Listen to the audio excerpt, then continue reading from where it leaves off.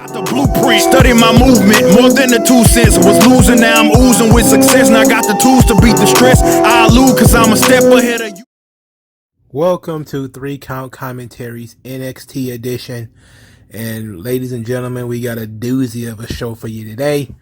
We got news and notes and then the NXT review. Our news and notes consist of Samoa Joe finally explaining where he went and why he had to give up the NXT championship. I was half wrong. Tommaso Ciampa explaining his new theme song, It Still Sucks.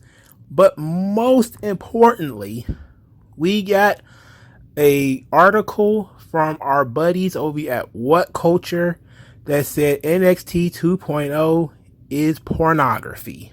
My God, the absolute state of this thing. All right, first, let's talk about Samoa Joe.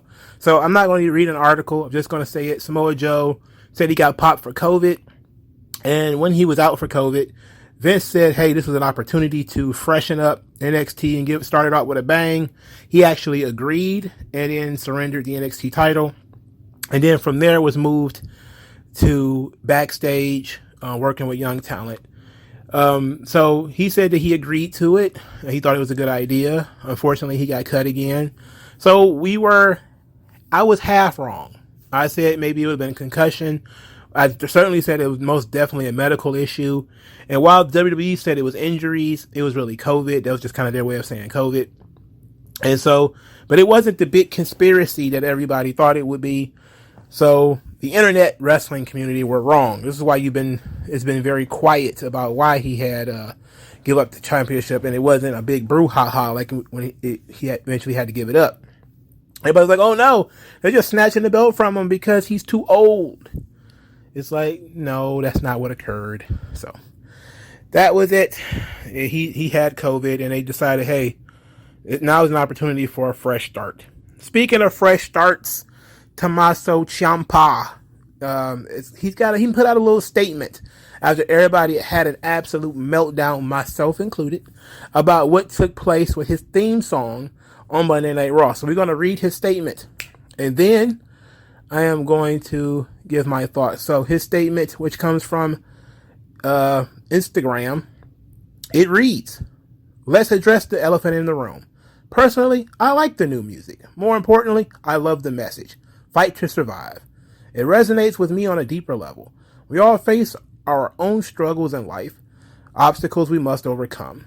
We all have our own fight, whether that's a battle with mental health, cancer, a physical disability, self-doubt, or anything else. We must always choose to fight to survive. Over the past few years, I've become far more active with charities and nonprofits like Give Kids to the World Village. The pandemic has swept the nation, and to be quite honest, with the current state of things, I much rather spread a message like fight to survive than no one will survive. I sure as heck would rather teach my daughter that lesson. I've been in this business for 17 years now. My platform has never been bigger than it is right now. My moment is now, literally and metaphorically, and every day I choose to fight to survive. Now, I like the message. I like the politician way he put through it. Tommaso Ciampa did the state of Tommaso Ciampa. He went out there and he didn't flub. He said, look, everything's difficult for everybody right now. I would rather push the message, fight to survive, than no one will survive. And while that's cute and that's really meaningful, that still doesn't make the theme song good. Sorry, Ciampa. The theme song blows. It blows ass. It blows chunks of ass. Look, I appreciate the whole thing that, hey, I'm doing work with charities now. Hey, it was a different gimmick, different character, different persona. And it's a new coat of paint for Tommaso Ciampa, the message that he wants to send. I can appreciate that, but we should have kept the song the same and just changed the lyrics if that was going to be the case. Then why can't it just be, we going to redo the song, same music, just change the lyrics a little bit, if that was going to be the case, But that's not what we did. We instead gave him generic rock music that really doesn't stand out amongst anything else. So even if you wanted to push the message, fight to survive, it's completely and totally lost on this theme song, which actually is completely and total mush that does not matter in the long term. And it's actually just whack. It's a whack theme song, man. It just is, man. I'm sorry. I hate to be the one to break it to you, Ciampa. And I understand the message and I respect it. But I can't let this one go. It sucks. It sucks too bad. So let's go over to what culture? Oh my Jesus Christ. Our good buddy Michael Sedgwick, or as I call him, David Brittenspan. This guy from What Culture? This is the guy who spends literally all day on Twitter complaining about WWE. He acts like a jilted lover, like he got left at the altar by WWE and the entire company. He pretty much hates everything, but that entire cult of AEW, the moment anything catches fire in WWE, it's a negative thing. First, they claim WWE only cares about old talent. Then WWE is pushing too many green guys. Then it was WWE only has one guy that's an entire star, but he sucks and he's been shoved down your throat. It's a complaint either way. But this is so absurd that I had to laugh. I'm going to read it to you because it's so funny. So the article is entitled 10 Most Desperate Ways WWE Got You to Watch. And the subtitle is Vince McMahon is famous for not the wrestling business. He's in something far more seedy. He's not in the wrestling business. He's in something far more seedy. Okay? So number 10 is the first one that's actually pretty funny. Right out of the gate, he just basically decides to go full right to censor L. Brent Bozell, Stevie Richards. That's the first thing that popped into my head when I saw this title. The title for number 10. NXT 2.0 is basically pornography. That's what he wrote. And then we're going to read that's his thesis. His supporting evidence. Let's go through that. So it says, NXT 2.0 is incredible in its transparent bid for attention. The NXT 2.0 viewer is lured into a product ran by unseemingly old men under the tacit promise that you might one day see two members of the roster have it off. Seriously, it is a romantic comedy masquerading as a pro wrestling show. And the main hook involves several will they, won't they, have it off storylines. Will the son of Bull Buchanan finally chuck his muck up Caden Carter? Tune in to NXT 2.0 live on USA Network. Yeah, it's like that. It's worked for every successful 3-camera sitcom since the dawn of time.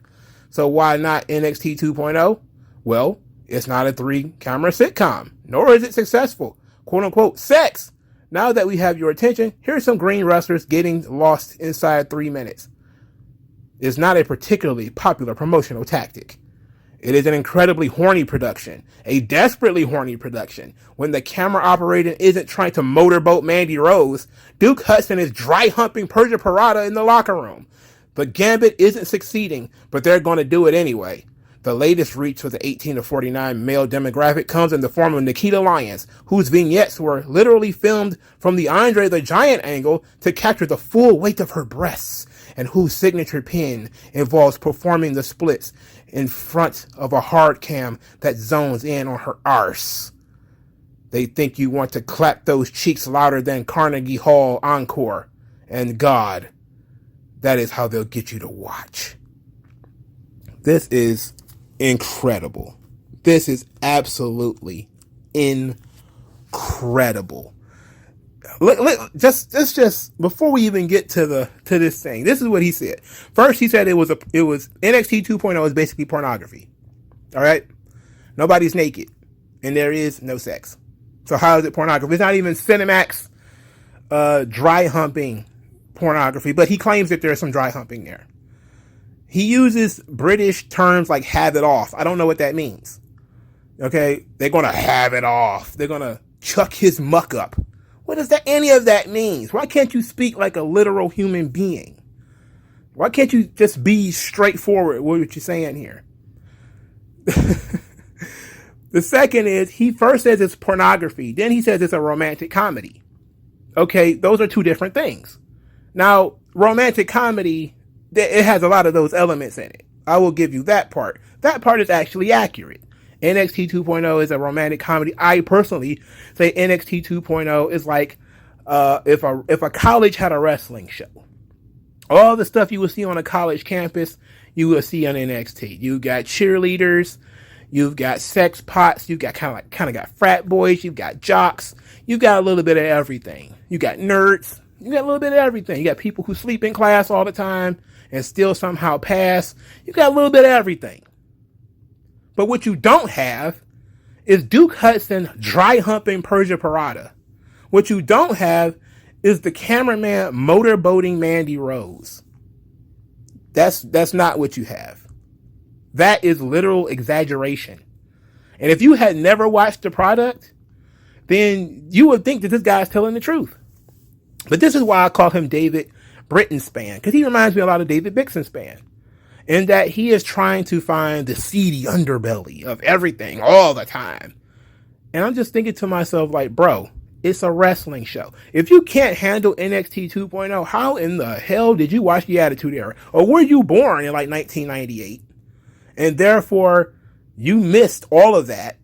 And somehow your formative wrestling years were like 2009 or something like that, when you were like 10 years old. That would be the only way. I don't know how old the guy is. I don't know anything about those guys except they suck. They make England suck. And Razorfist did a great job of ripping them the other day on his channel. Fantastic stuff, by the way. If you've never seen it, go over to Razorfist's channel and watch him absolutely parody the shit out of Michael Sedgwick, Russell Talk, and all of those other Brit, oh, but call them, I almost used the F word. Almost. YouTube ain't about to take me down. Almost, but that's what I think about them. In our homo-fascist society, this kind of thing where two people are interested in each other and a bunch of people are interested in each other, it's a problem. It's like, I don't understand what the big deal is.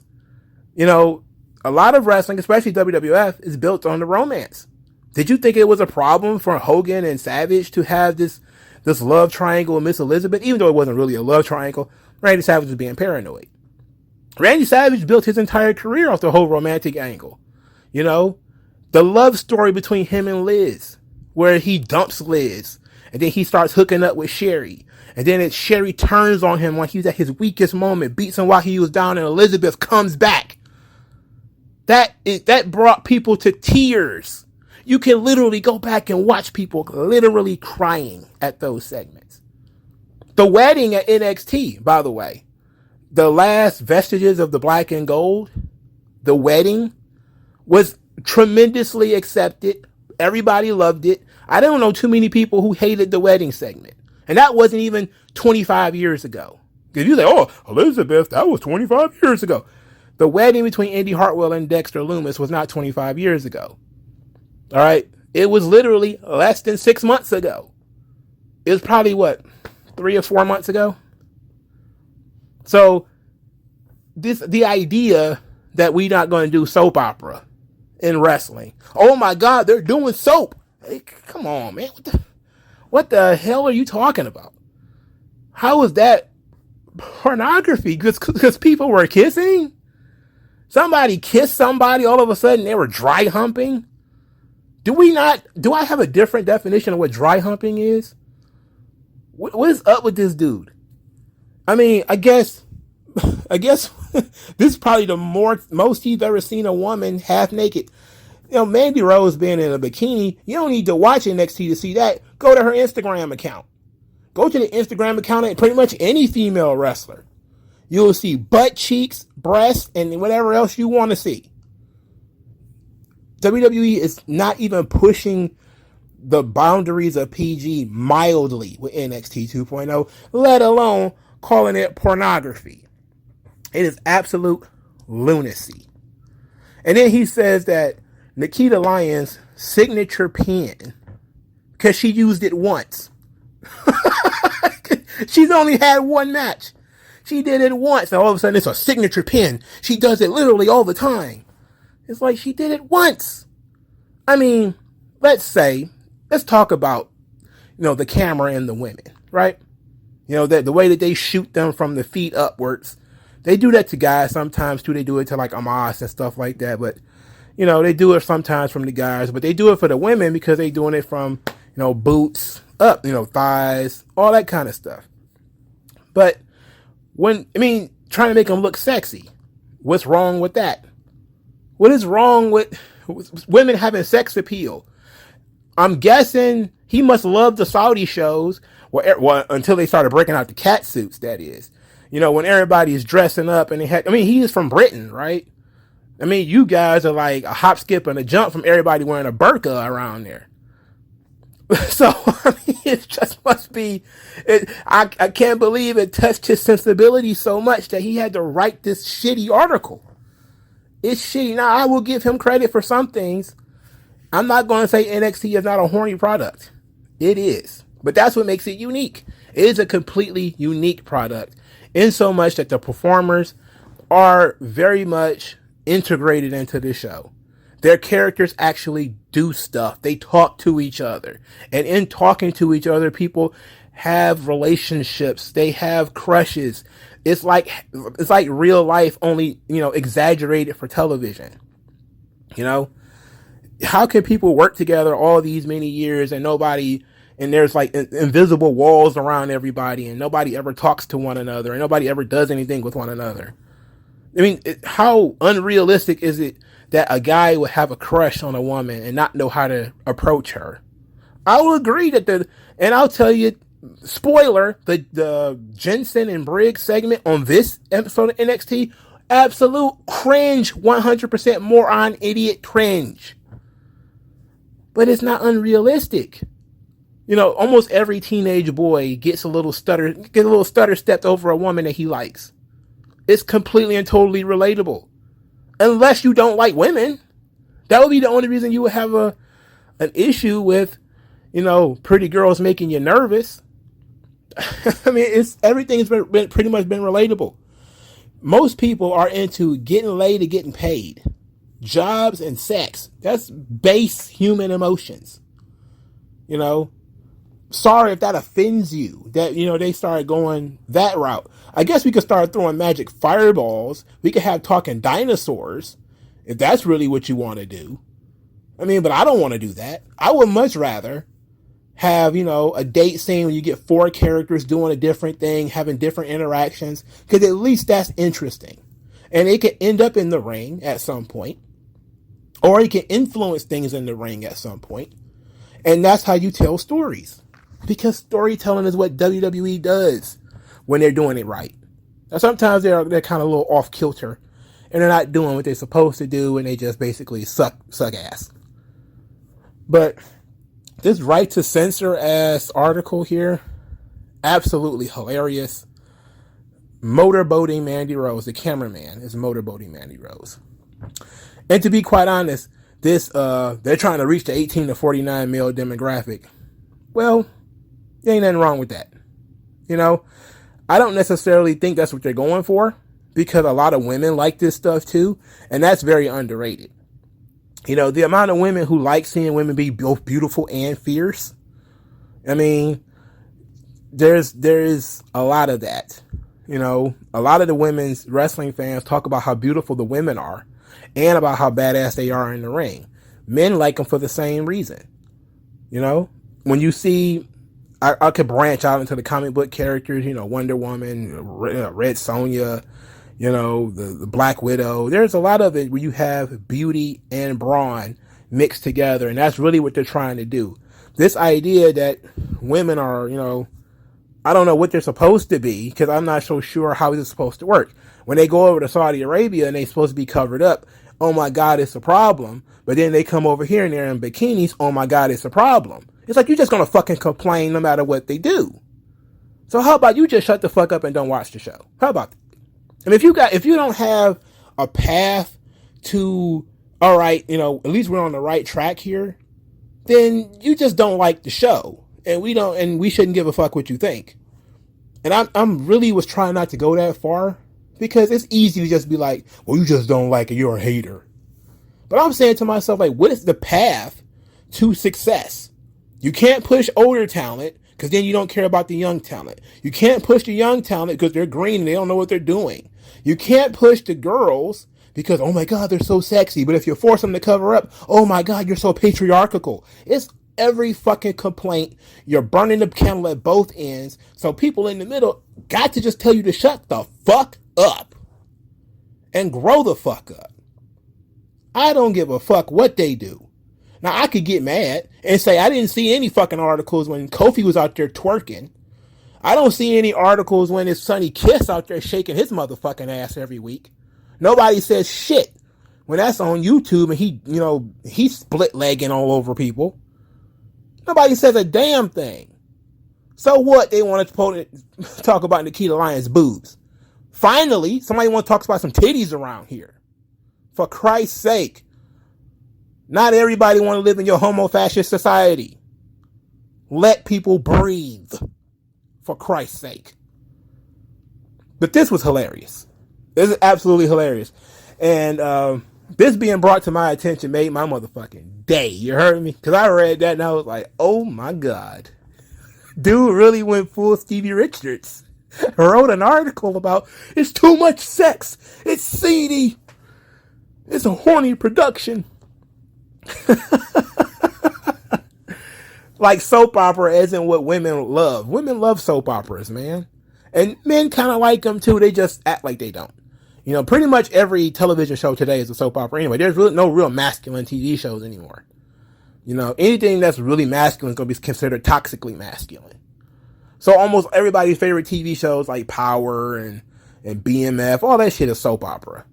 Who's fucking who, and all that garbage. I don't watch none of that shit. The only thing I want to watch is wrestling. And it's starting to seep. And then we have women writers, you get love angles, and they're dominating the show now. I'm okay with it. As long as it brings the funnies, I'm good. So you want to call NXT 2.0 a romantic comedy? Fine. I'm okay with that. Because it has some pretty good wrestling on there too. So now, finally, after 22 minutes, get into this show. All right, so let's go. Finally, NXT from March the 1st, 2022. And a pretty good show. It was ups and downs, kind of how NXT tends to be. Not a lot of entertainment tonight.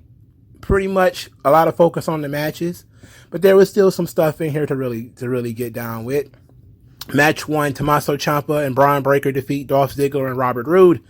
Tommaso Ciampa comes out and he's twinning with Braun Breaker. He is wearing Braun Breaker's gear. And he looked so out of place. He looked so weird. It was the weirdest thing. I get what they were trying to go as far as Ciampa and Braun finally being buddies. They're kind of meeting in the middle about being buddies. And I was still taken aback. Like, this Tommaso Ciampa that we were seeing over the last couple of weeks, he's so soft now. The changing of the themes. He actually came out to Braun Breaker's theme song, too. He didn't even have his own theme song. So I was like, ooh, they changing Ciampa a little too much for me. As far as him being all soft and stuff. But this was an excellent match. Robert Roode came out to glorious. Nice little tease there. I thought he was going to come out in the robe and everything. I was about to say, oh, shit. But he came out looking like baby Triple H again. I don't understand how, I think you probably could trick the Saudis and maybe a couple of other people into thinking he's Triple H. I think you can go to India and be like, hey, you guys, Triple H is going to wrestle. And then it's Robert Roode. And they probably wouldn't know the difference. They definitely know the difference in the United States, but I don't think they would notice the difference in India. If you're Indian, would they notice the difference? They probably would. Definitely would. All right, so this match was fun. Dolph is a bump machine, as usual. They let Braun Breaker kick out of the zigzag, which was wild. They used the Steiner finish, which I loved. I thought that was a great finish. I thought it was a great opportunity for a finish, but they broke that up. Dolph Ziggler ends up getting pinned with the fairy tale ending. This, of course, tied the world into a knot because they were like, oh my God, Dolph Ziggler's the number one contender. He just got pinned. What are they going to do? What are they going to do? Why would they do that? Well, then they explained it later that Dolph Ziggler was trying to get his title shot immediately. And he was told essentially he lost. And so Tommaso Ciampa was trying to elbow his way into that match, at least trying to get a rematch with Dolph. Dolph tried to big dog Ciampa by saying, I'm the bigger star. Then Tommaso Ciampa made the fatal mistake of saying, I already beat Brian Breaker, while Dolph Ziggler's talking about he can beat Brian Breaker.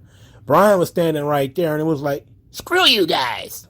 I'll fight both of you. So next week is going to be a triple threat match. Brian Breaker, Dolph Ziggler, Tommaso Ciampa.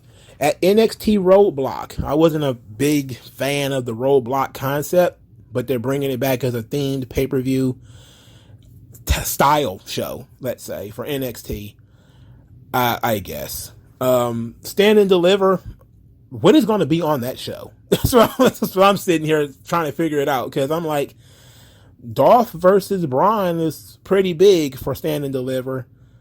Unless they change course, I didn't see a reason to have Dolph get a title shot so soon. Why not take that time to build Dolph up in NXT and have him smoke a couple of young cats to seem like he's the big dog and the big bully of the block because he's been on the main roster. He's been world champion and all that kind of stuff. He could have came down there and smoked a couple of guys. You know, him and Robert Roode made fun of everybody and came in there like a big star and then lost to Braun Breaker. They had him lose his second fucking match in NXT. Weird booking. Clearly Braun Breaker's going to win the triple threat match. But interesting. It must be decided to go in a different direction with Braun Breaker, and I'm guessing I know where it is, but we'll talk about that in a minute. So LA Knight came in. He told us to call our baby mamas and our side pieces because he got words for Outback, Jack Off, Grayson Waller. Yeah. Then he comes out there and he tells the story of all of this stuff that's been going on since October. They have been feuding since October. This is a long form story. You know, this is several months now. It's about 5 or 6 months. They've been feuding, and they've only had 2 matches, which is very interesting. Very good stuff. 3 people chanted for Grayson Waller. Well, I don't know how many people it was, but LA Knight says that Grayson Waller did just enough to get 3 fans. This led Grayson Waller to come out there. LA Knight challenged him to a last man standing match because even though Grayson Waller beat him twice, each time Waller had to scurry around on his belly, he was knocked down at the end of the night. So he wants Waller to prove that he can be the last man standing. And Waller accepts the last man standing match and hoped everybody had a terrible night, which was very heelish on his behalf. I fully expect LA Knight to win this match. It ought to be fine. I think that Grayson Waller he's not quite ready to move up the card yet, but he's doing very good. You know, he lost a lot of steam in losing to AJ Styles, but he's doing very well. I'm really impressed by Grayson Waller still. They took the foot off the gas of him a little bit, mainly because they had so many. They knew Dolph was coming in and Gunther was coming in, and it was pretty much somebody else was going to step up. So they took the gas off of Grayson Waller for a little while. There was no need for him to be like, the top guy right now, and he doesn't have anywhere else to go. So, I mean, I don't like it, but I understand it. All right, so Persia, Pirata, and Indy Hartwell are in the locker room, and Indy Hartwell is upset that Dexter still has not called her. She has not talked to him since the whole thing with Duke Hudson. So Persia is, she gives him some advice saying, "Oh, I hope everything works out," and then she claims that she's focused on winning the Dusty Cup, but Persia is, texting Duke Hudson behind her back. So Wendy Chu and Dakota Kai versus Persia, Pirata, and Indy Hartwell. This match was okay. It was all right. Wendy Chu, they did this spot with Wendy Chu. She was Persia Pirata grabbed her by the hair, and so Wendy Chu did like this windmill thing where she was spinning around in Persia's hands, and it seemed weird because Persia was just standing there holding her hands. Like, she didn't know how to react. Like, she was just standing there. She didn't sell it or nothing. She was just standing there while Wendy Choo was doing a thing with her hair. It was very weird. Persia Pirata ended up taking the pin, which is, I think, is Persia Pirata's first defeat since she came to NXT. Maybe the first since she started getting pushed. So they told the story here that Persia Pirata is the one now that is being distracted. So later in the show, you got Indy, Hartwell, and Persia Pirata there backstage, and they're disappointed that they lost. Persia takes full responsibility for losing the match, and then Duke Hudson showed up, and she hugged Duke Hudson. They hugged so deeply that I know that there was a certain British guy whose face was getting bright red, and he looked at his girlfriend's children, and he tried to cover their eyes so they wouldn't see it. Because, human beings touching each other, I mean, that's obscene. They're basically having sex. Dexter Lumis still is not texting Indy, and she's so upset, and she misses him. She misses her hubby. He won't talk to her because he found out she used to hook up with some hot dude in the locker room. It's some silly shit. But this is working. I like this. Persia Pirata and Indy Hartwell being eliminated. I'm not a fan of it. I think they're kind of off the what seemed like a better story of Persia dumping Indy because Indy is a loser. That seemed like it would have been a more interesting, more impactful story. And they've kind of veered away from that. To now it's going to be like this mixed tag thing. I kind of like the idea of Persia being the powerhouse and Indy being like the distracted, flirty, because that's what she was when she was in the way. She was never really all that focused when she was with Candice LeRae. So I liked it, but I think this was to pad the story a little bit more. But I don't really like what it's doing to the character of Persia Pirata, because it's like now she's so into this guy, she doesn't really care about the matches anymore. Well, I kind of liked her as being the machine who cared about matches and cared about winning and stuff like that. And then I think they would have broken up here. Would have made a lot more sense to turn Persia here and have her beat up Indy, because they lost, which means Indy should have took the pin, not Persia. But I'm guessing, I don't know what the plans are now. Like, they have no path to the tag team titles, so they have to break up. And yet we're stuck here with this. I don't know. They did a wonderful vignette, perception versus reality, the Imperium versus Diamond Mine. I love this. This was fantastic. I thought this was going to be the main event next week. The way they put so much emphasis on it, and it turns out it's just one of 3 huge matches they have in next week. Then we got to the doldrums of NXT. One of the things that I was just kind of like, oh, this is going to be cringe. Amari Miller versus Lash Legend. And Lash Legend remains not very good. Her dribbling Amari Miller in the middle rope with the head bouncing off there's easier ways to do that. Like, there's a turnbuckle. She could actually just bounce her head on the turnbuckle. If you're going to do the basketball dribbling thing, there's the mat, with that thing your feet is standing on. Harlan bounces people off that mat. You could do that. There's also that turnbuckle. There's a history of pro wrestlers running their opponent's heads into the turnbuckle. You could do NBA moves over there, like 1, 2, 3, and then do it behind the back, spin 1, 2, 3, or whatever, and do it in with a little bit more flash to it. They're really trying to push Lash Legend as a personality, not so much as a wrestler, because she absolutely sucks as a performer. She ain't no good wrestler at all. Period. And I don't like Lash Legend. I don't like it. So after Lash Legend wins, she is yelling at the camera that everyone was focusing on Nikita Lyons, but they should have been focusing on her, and that she is the true star of NXT 2.0. So this was worth a response from our Pog princess, Nikita Lyons, who says that she heard Lash Legend, and that Lash Legend feels threatened by her, and that, maybe she ought to bring back Lashing Out, and that they could talk about it woman to woman, and I hope she keeps that same energy. She had great tits in this segment. I know that there was a certain angry British midget who, covered his own eyes and said his prayers and said, inshallah, hopefully nobody, he probably puts a blur on his screen. He probably has child safety locks on his TV and he's in there by himself, all that kind of stuff. Because her tits was amazing and her face was too. She had a nice little glisten going. And this guy is obviously very upset about that.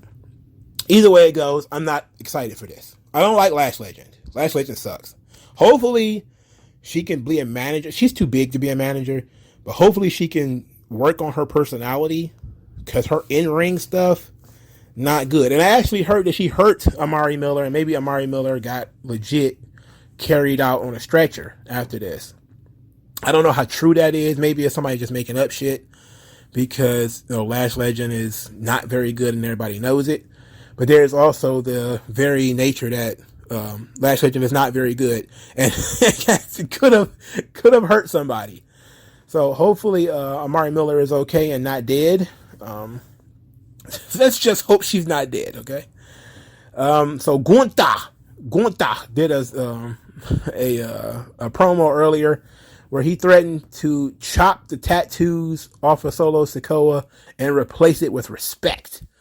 He's going to beat some respect into this young man. Solo Sikoa then says that he's going to keep coming forward, that Gunther may beat him up, but he's going to keep coming forward because he's focused, and respect is a two-way street, and he's going to beat the shit out of, he didn't say beat the shit out of him, but he should have.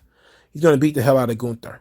So the fans are chanting "Uso" for Solo Sikoa and chanting Walter at Gunther, and they have the match. And the match was okay. It was a solid match. It's probably one of the weaker matches I've ever seen Gunther have. And I've watched a lot of his stuff in NXT UK. This is probably one of the weaker matches that he's ever had. And that's just being honest. Solo Sikoa looked good here. He looked like he could hang. He still has very much the Usos offense. They told a story that probably wasn't the best story for them to tell, where they had Solo Sikoa miss the big Uso splash, and that led to the finish where he got put in a chokehold, and the chokehold was to wear him down, and he powerbombed him. Then he powerbombed him again and pinned him. I think that this was fine, but we're going to have a hell of a time here with this Gunther, with this name change. People ain't really taking, they're shitting on it. They're kind of shitting on it. Rightfully so, because it's a silly name change. But I think that it is what it is. The match itself was fine, though. I don't think the match was terrible. It was one of Solo Sikoa's best matches, but it was not that much on Walter or Gunther on his scale. It doesn't rate. This is like, Shawn Michaels wrestling Rad Radford or something like that. It's like, great match for Rad Radford. It doesn't do shit for Shawn Michaels, because he can do much better than this. Also, Gunther lost a lot of weight. He's looking noticeably more svelte out there. I don't mind that, I'm glad he's taking, the body thing a little bit more seriously. But if he loses too much weight, he kind of loses some of that intimidation factor that he had. But I'm glad he got rid of his dad bod, That's fine, He still clubs, and it's brutal, just like Gunther is supposed to be. So he still works like who he is. His name's just different. So I'm okay with this, all of this. Then we find ourselves back in the merry land of cringe as Jensen and Briggs do a backstage segment. Jensen is being really horny on looking at something over the phone. He's talking about, I want to ride that like a pony. I want to ride that all night long, baby. I want to ride it like a rodeo show. And Elektra Lopez is very offended by this. She walks up virtually out of nowhere, by the sideway, by the way. She stepped in like Super Mario, like with her head turned directly at them. I'm like, what's going on here? So they explain that they were not talking about women. They were talking about trucks. Briggs said they were talking about new trucks and driving trucks. At the end of this whole thing, Elektra Lopez told them they wouldn't know what to do with a real woman if they saw her. To which Brooks Jensen says, well, joke's on you, because I never been with a real woman. And Elektra Lopez, this was kind of like, how do you respond to such a self-own? I mean, it's like when one of these guys out here, they go out there and they light themselves on fire in protest. It's like, I hate you so much, I'm going to set myself on fire. Or I'm so upset about this thing, I'm going to set myself on fire. And she's just kind of like, have at it, boy. You out here admitting to being still having your V card in your back pocket. There's nothing I can say that's going to beat that. So she walks off, and Briggs is really upset that he's been hanging around this loser all this time. And says, boy, that you been listening to the words that come out of your mouth? I told you this was cringe. This was an awful segment. This was not good. Everything that is involved Brooks Jensen within the last 4 or 5 weeks, not been good. He's a dork. All right, he is an absolute dork, and I don't like him. He's not a lovable loser. He is an absolutely repulsive kind of guy. I don't like him. I don't like that guy. Not a fan of that guy. That guy sucks. Okay, Briggs is really bad by association, and I hope Legado del Fantasma has nothing to do with these guys outside of having one match. Just have a match with them. Just do it and get it over with. I'm guessing that bartender, what's her name, Fallon Henley, is going to show up. He's going to make a 6-person tag eventually. But gotta say, that doesn't exactly roast my almonds. But what does get my spurs jingling and jangling? Elektra Lopez. And you know what? There's been a lot of fresh meat floating around on NXT. Because I remember when Elektra Lopez showed up. Oh my brother. People was out there testifying to Elektra Lopez. They was out there getting prenups, and she don't even know their name. I mean, they was out there ready. She was buttering the biscuits for show. But there's been a couple that have showed up since she showed up. I'm just like, man, they got dimes in different flavors. If you like the pale variety, you got Tampon Girl. You like them a little bit more toasty, you got Elektra Lopez. You like them thick all over, you got yourself your Nikita Lyons. If you like the cute little tomboyish ones, you got your Cora Jades. They got them for everybody, man. It's enough for everybody. I don't understand why people are so upset. I guess they have to look like, the Wicked Witch of the West. Green face with warts and shit all over their face, and all of a sudden they can be taken seriously. Moving on, man. Jensen, throw him in the incinerator. I'm tired of that guy. He fucking sucks. All right, so Gacy and Harlan, they're hanging out. They're not doing nothing. They're not in the storyline. Gacy used some very interesting language here when he says, I will allow you to take out your feelings on Draco Anthony. But remember, Draco Anthony isn't the source of these feelings. So then we got Harlan versus Draco Anthony. And Harlan pretty much just beat the guy up. There was not much to it. Then he picked Draco Anthony up off the mat and hugged him. And I was like, oh boy. Oh no. Oh no. Oh no. Somebody's going to write an article about Harlan dry humping Draco Anthony in the middle of the ring because he hugged him. But, in any event, man, I don't know what Gacy and Harlan are so lost in the shuffle in NXT. It's hard to know where they go and how they fit and where they fit. So they need like some purpose. They need like a real purpose. They just been wandering around picking fights. And while that's cool and all, it's not really getting them over. They got to do something. All right, so we're gonna hold the Mellow and Trick thing for a little bit later. So Ivy Nile was punching stuff in the back. She's hitting the heavy bag, and Tatum Paxley. I forgot to mention this last week, and y'all didn't remind me. Tatum Paxley lost the Dusty Rhodes Cup match for Ivy Nile, and Ivy Nile choked her out in the Dragon Sleeper. So Tatum Paxley walked up to Ivy Nile to apologize for losing the match and saying, look, I understand why you did what you did to me last week. And Ivy Nile explained to her as she was hitting this bag, if you want to be in Diamond Mine, you're going to have to step it up. You're going to have to learn the hard way. And Tatum Paxley was looking like, I don't know what that means. What does that mean? I'm like, okay, they're adding a new member to Diamond Mine. It's going to be this Tatum Paxley. I heard she has some type of athletic background. I don't know what kind of athletic background. But they didn't just add her to the group. They're going to tell the story of her being added to the group. She's going to be like a prospect. So, all right, let's see where this goes. They showing a different side of Ivy Nile. For the first time, she didn't have her hair like super tied up in braids. It was just kind of out and floating around. So it made it seem like she was, back in the lab trying to get her groove back. I would have preferred that she wrestled the match and won, and then, but whatever. This was fine. I like this. I like that they're trying to tell a story here.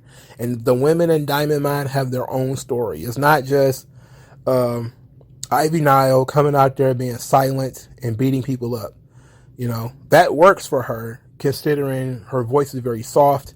And every time she opens her mouth, I think teddy bears and, rose-colored floral sheets and all that kind of stuff. And she looks like she's hard as nails. They started calling her the Pit Bull. They started calling her the Pit Bull last week. I missed that too. And when I think Pit Bull, of course I'm thinking ECW, the Pit Bulls, Gary Wolf, and I forgot the other guy's name. His name is slipping my mind right now. But there was a WWE version of the Pit Bulls. It was Jamie Noble and Kid Cash. And I was thinking, okay, this could work for Ivy Nile, the Pit Bull. I get what they mean by that. The small, but muscular, the tenaciousness. That's what they want to bring out of her. Okay. I like that. As long as she doesn't have to wear a neck collar. We go too far with that. That's more of a Brian Breaker thing because it'll be a tribute to his dad. But want to have Pit Bull in terms of persona. I like that. It works for somebody who's in an MMA inspired stable. It works. So, okay. Pit Bull, that's good. She's going to be like the trainer or the gatekeeper to Tatum Paxley being in Diamond Mine. That works too. It's something for her to do. All right, cool. Now, see how they introduce new characters and then they do stuff with them? It's almost like, hey, if you have a new character on a TV show, that new character should interact with the rest of the show. Almost. That's called writing. You introduce a character, you introduce them with a storyline, and then you run the storyline, for Christ's sake. How hard could it be? They even gave the jobber storylines in NXT. Like, that's wild to me. You have Raw and SmackDown where you have main event players like Sasha Banks don't have a storyline. They're giving jobber storylines in NXT. I had to look up this girl's name again because I took my notes. I didn't know what her name was. I had to go to the WWE NXT Twitter account right before I started recording. It's like, what is this chick's name? Oh, Tatum Paxley. I want to know what her name is. She's a jobber. They gave her a story to Fallon Henley. I had to do the same thing. She's a jobber. But they found a place for her on the roster somewhere. That's good storytelling. You introduce a character. Probably they're not very good. They're learning. Give them something to do in terms of their personality and their, vocal work until everything else catches up. Excellent storytelling. I like this. Don't mind this at all. So then we got Saray. Saray is showing off her necklace and everybody loves it. Everybody's standing around in a circle talking about how great her necklace is. Tiffany Stratton strolled over and said that it was tacky.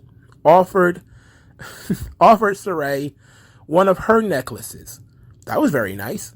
Saray said, oh, no, thank you. And then Tiffany Stratton decided to beat her up for saying no. And that's the next feud, I guess. We're going to have Tiffany Stratton wrestling Saray. Oh, Okay. All right. I think this was very weak. This was weak. I like Saray. Tiffany Stratton, she's not getting enough reps, in my opinion. She should be on TV a little bit more regularly.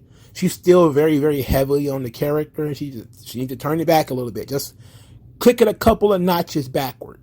You know, she's in that Lacey Evans where the character is so loud that it overshadows everything else she does, and it's coming across as being very unrealistic.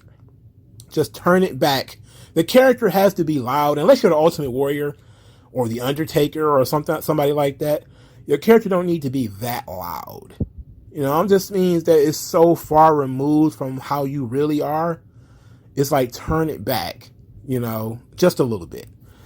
I don't mind her wrestling, Saray, but their reasoning is very weak. And I think they didn't put enough effort into the reason why this is occurring. All right, so Andre Chase was defeated by Von Wagner. They did a very interesting thing here with the Andre Chase, the Chase U banner that they unfurled, and then Bodie Hayward busted through with the flag and was waving it and everything. I thought that was pretty funny. Then Andre Chase wrestled this absolute charisma vacuum known as Von Wagner. I was like, oh boy. Not gonna lie to you, Von Wagner, when he came out there, I was looking for something else to do. I was literally like, I was just tweeting out, hey man, this NXT episode was kind of breezing by. Outside of, you know, Brooks Jensen and Lash Legend, it's been pretty good. You know, not that much cringe, pretty good in-ring work. Not that much in the way of, you know, I think this was after the women's Dusty match that I'm about to talk about in a second. But it wasn't that bad. It was a pretty good show. And then Von Wagner showed up and I was like, oh, this shit's off the rails. This shit off the rails right here, man. I don't want to see this motherfucker. I don't want to see this because I don't like bum ass Andre Chase either. The character is funny and he's fun to watch, sure, but I don't want to watch these two guys wrestle. I didn't, and I knew already what was going to happen. I was surprised at how much Von Wagner bumped for Andre Chase, but that was the only real surprise that I had. You know, is I was surprised that such a big guy was bumping so much for such a skinny guy. But Von Wagner wins, which was the right call in the end anyway. All right, so Raquel Gonzalez and Cora Jade defeated Yulisa Leon and Valentina Feroz in their Dusty Cup match. And this match was a mixture of slop and awesomeness. Yulisa Leon and Valentina Feroz, they're not around that often. They're not around that much. And we see clearly why. They are very fluid, very athletic, but they botched a lot in this match. And they botched some pretty simple stuff, but the things that they was able to pull off, that alley-oop spot, I'm pretty sure you've seen it everywhere. Even if you didn't watch this match, you have seen the Yulisa Leon and Valentina Feroz alley-oop spot being posted by pretty much everybody. It was an excellent spot. And it was a real legit oh shit spot.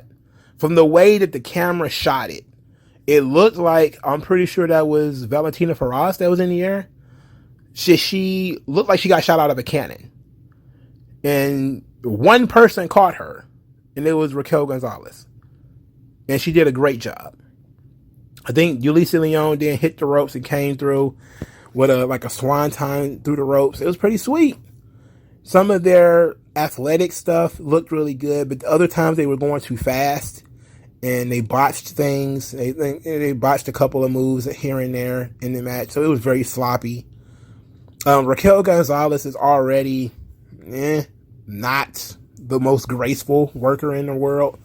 So when she got these young chicks, Yulisa and Valentina, they out there, this is their first real time to shine. Like, this is not their debut or anything like that.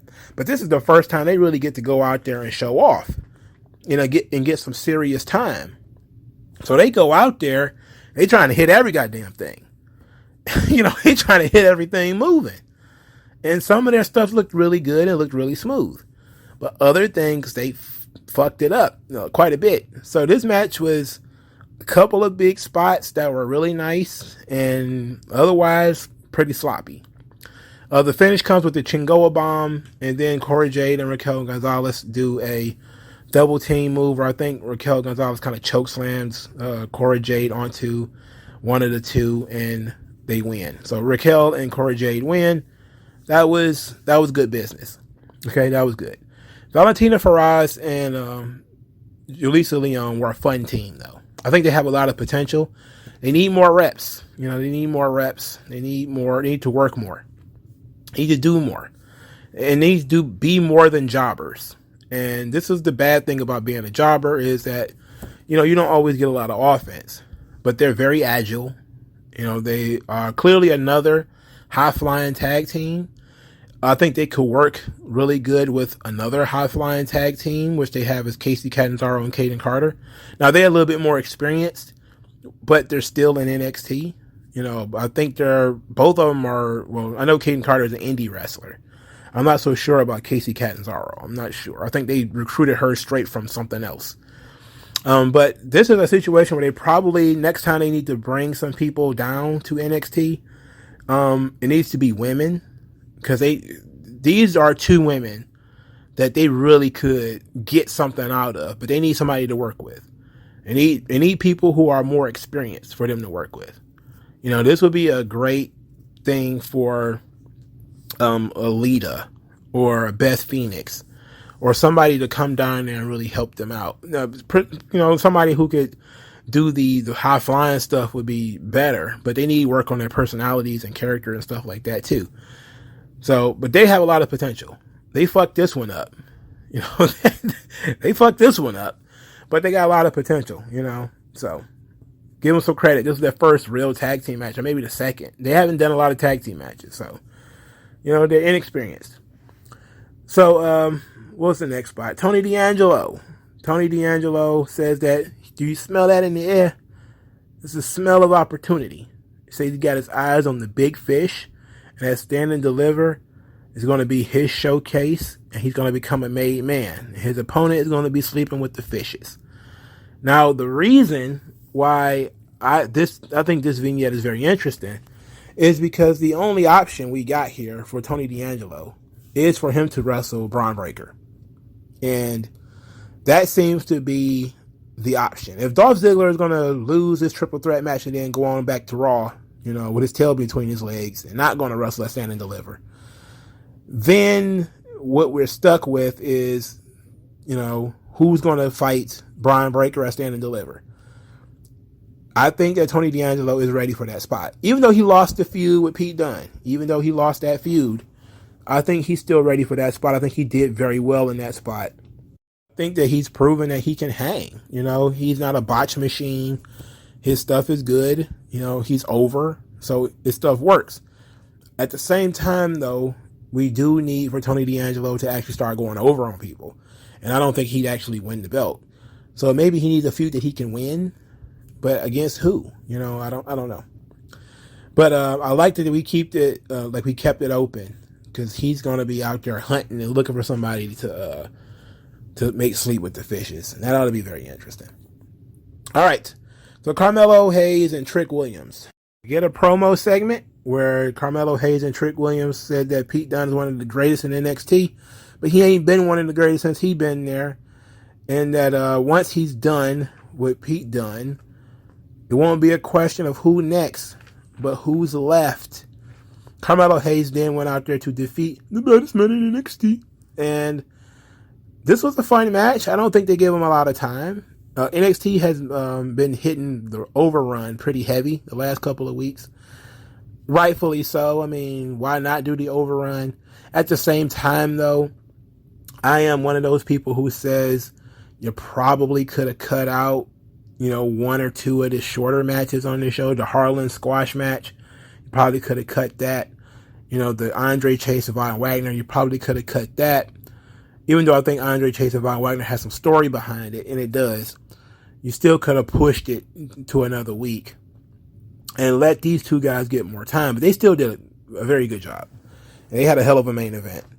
And I thoroughly enjoyed their match. So Carmelo Hayes wins the match. He then leaves an open challenge at Stand and Deliver for a ladder match. Now, he said it was the same match that this title was created in.